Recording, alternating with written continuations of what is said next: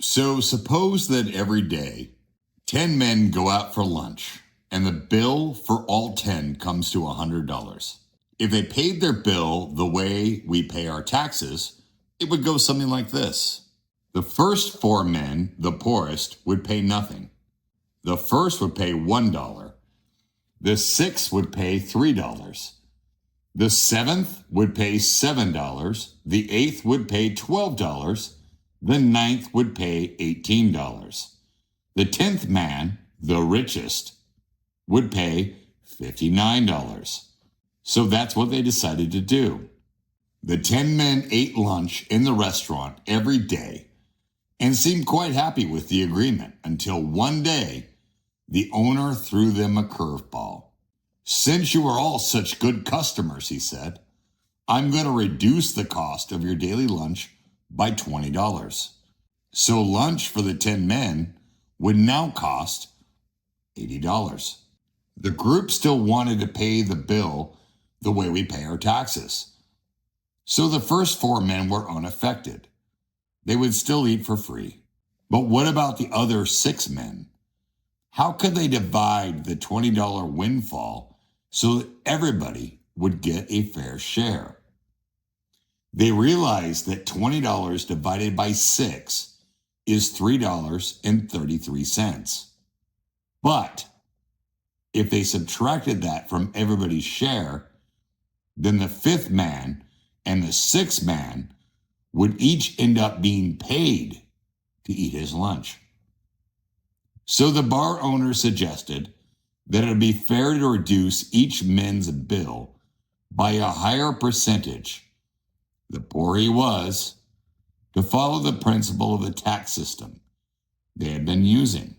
And then he proceeded to work out the amounts he suggested that each would now pay.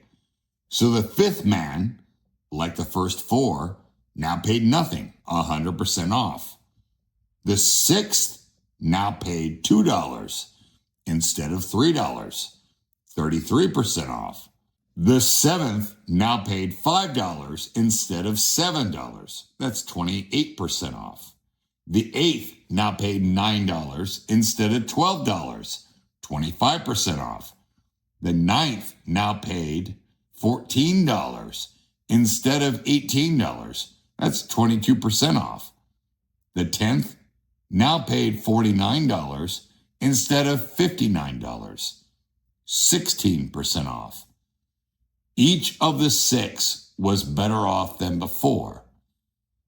The first 4 continued to eat lunch for free, but once outside the bar, the men began to compare the amount they got off. The 6th man said, "I only got $1 off out of the $20, while the 10th man got $10 off." "Yeah, that's right," exclaimed the 5th man. "I only got $1 off too. It's unfair that he got 10 times more benefit than me." "That's true," shouted the 7th man. "Why should he get $10 off when I only got $2?